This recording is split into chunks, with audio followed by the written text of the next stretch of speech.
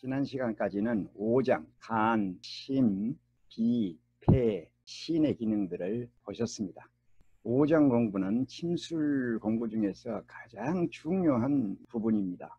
오장을 능수능란하게 알지 못하면 침술 진보에도 한계가 있고 또 침술이 되지를 않습니다.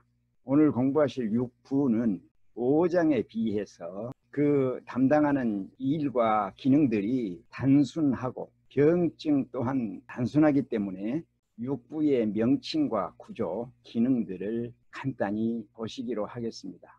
육부는 생리활동의 필요에 따라 일하는 담, 소장, 위, 대장, 방광인데요. 거기에 3초라는 부를 하나 더해서 육부가 되는 겁니다. 오장과 육부를 우리는 장부 그렇게 말하죠. 이 육부의 생리 기능은 수곡을 수납하여 소화시킨다. 우리가 음식을 먹으면은 그것을 받아들여 가지고 소화를 시키고 진액을 만들어서 담고 내보내는 것이 육부입니다. 먼저 담의 기능. 담은 간 우엽 아래쪽에 묻혀 있습니다. 간에서 분비하는 소화액을 십이지장으로 내려보내는 역할을 합니다. 담은 담즙을 저장하고 배설합니다. 담즙은 소장으로 내려가 소화를 돕는 기능을 합니다. 담의 기는 정신활동에서 결단력을 주관합니다. 그래서 우유부단한 성격들은 이 담을 다스려 주는 침을 하시면 되겠습니다. 소장의 기능입니다. 소장은 위와 연결된 십이지장과 공장, 회장을 합해서 소장이라고 하는데요. 소장의 길이는 약 7m 정도 됩니다. 입에서 항문까지 길이가 9m이니까 거의 대부분을 소장이 차지하고 있습니다. 십이지장은 샘창자라고도 하지요. 25cm 정도 됩니다. 공장은 빈 창자라고 하는데요.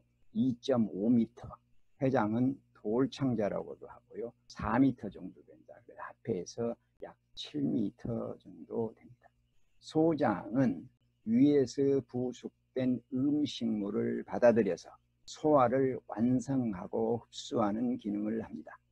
흡수된 영양물질, 즉 수곡정미는 비췌장의 운하 기능과 승청 기능을 통해서 간을 통해 폐로 보내져서 폐에서 청기와 결합되어 기가 형성이 됩니다. 탁기는 대장과 방광으로 배출이 됩니다. 위의 기능입니다. 위의 단면인데요. 음식을 먹으면 식도에서 내려와서 여기 분문을 통해서 위로 들어갑니다. 그러면 위에서 위액이 나와서 부숙을 하고 부서뜨리고 잘게 쪼개서 소화를 시키기에 좋은 상태로 해서 유문을 통해서 십이지장으로 내려보내는 구조로 되어 있습니다. 위는 음식물을 부숙하고 초보적인 소화를 시켜 유문을 통해 소장으로 보내 소화를 완성하도록 합니다. 위기는 하강을 주로 하며 위는 자기가 좋아하기 때문에 습한 것을 좋아합니다. 다음은 대장을 보시겠습니다. 대장은 소장 중에서 회장에서 맹장으로 연결이 됩니다. 그래서 맹장을 지나 이렇게 위로 올라갑니다. 상행결장, 옆으로 갑니다. 횡행결장, 그 다음에 아래로 갑니다. 하행결장. 여기서 S자 모양으로 구부러졌다고 해서 구불결장이라고 합니다. 그 다음에 직장으로 와서 항문으로 배설하는 구조로 되어 있습니다. 대장이요, 소장 아래부터 시작해서 위 바로 밑까지 이렇게 올라가 있습니다. 있고 대장은 거의 위하고 가까이 올라가 있습니다. 우리 배꼽의 위치가 이 횡행결장이라고 써진 그 아래쪽 정도가 우리 배꼽 위치가 되겠습니다. 대장은 맹장과 결장, 직장으로 구성되어 있습니다. 소장에서 내려온 소화된 음식물을 받아서 남은 수분을 흡수하고 찌꺼기를 대변으로 배설하는 기능을 합니다. 여기서 말씀드린 결장은 상행결장, 횡행결장, 하행결장, S자 결장을 말합니다. 방광의 기능을 보시도록 하겠습니다. 이게 지금 남자의 모습인데요. 등 쪽에는 척추, 천추와 미추, 꼬리뼈까지가 있고 그 앞으로 대장, 직장이 있습니다. 그래서 항문으로 연결이 되죠. 그 앞쪽으로 방광이 있습니다. 방광의 주변 구조는 방광에서는 이 요도를 통해서 소변을 배출하게 되고요. 그 다음에 고안에서 시작돼서 정액이 이렇게 정낭으로 왔다가 정낭이 방광에서 나온 요도로 합해져서 같이 이렇게 나오는 구조로 되어 있습니다. 그런데 방광 아래 요도에는 남자의 경우는 전립선이 있습니다. 이 전립선이 비대해지거나 문제가 일어나면은 소변을 보는데 어려움이 있습니다. 그리고 방광 바로 앞으로 시골이 이런 자세로 되어 있고요. 생식기가 이렇게 위치합니다. 여자의 구조는 조금 다릅니다. 대장, 직장이 항문으로 연결되어 있고 바로 앞쪽에는 자궁이 있습니다.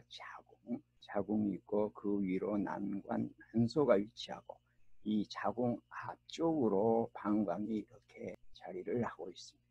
남자와 마찬가지로 방광 바로 앞쪽에 치골이 있습니다.